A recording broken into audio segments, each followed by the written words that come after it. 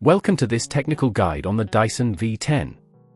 We are Kelatos Informatica, specialists in technical repair.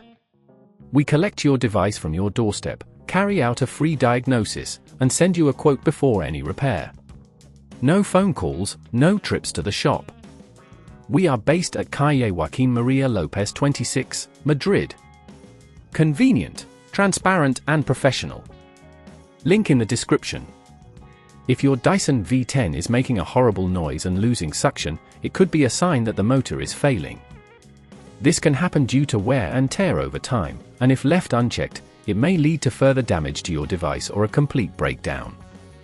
Addressing this issue sooner rather than later can save you from more costly repairs down the line. For this repair, you will need a Phillips screwdriver, a flathead screwdriver, a new motor specifically for the Dyson V10, and a pair of gloves for safety. To begin, ensure your Dyson V10 is turned off and unplugged. Start by carefully removing the dust container, ensuring no debris is left trapped inside. Next, locate the screws securing the main body of the vacuum. Using your Phillips screwdriver, gently unscrew these and keep them in a safe place. Once the screws are removed, use the flathead screwdriver to carefully pry apart the casing, taking care to avoid damaging any clips or surrounding components.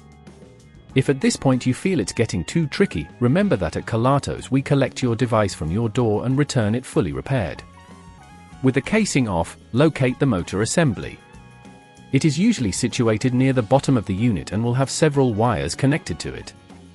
Carefully disconnect these wires, taking note of their positions for reassembly. The motor is typically held in place with a few screws, so use your Phillips screwdriver again to remove them. Once the screws are out, gently pull the motor out of its housing. Take your new motor and insert it into the same position, ensuring it fits snugly. Reattach the screws to secure it in place.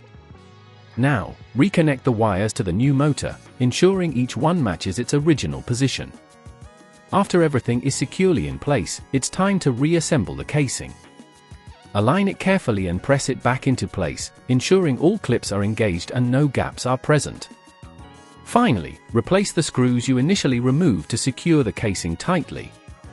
Once everything is back together, plug in your Dyson V10 and turn it on to check if the new motor is functioning correctly.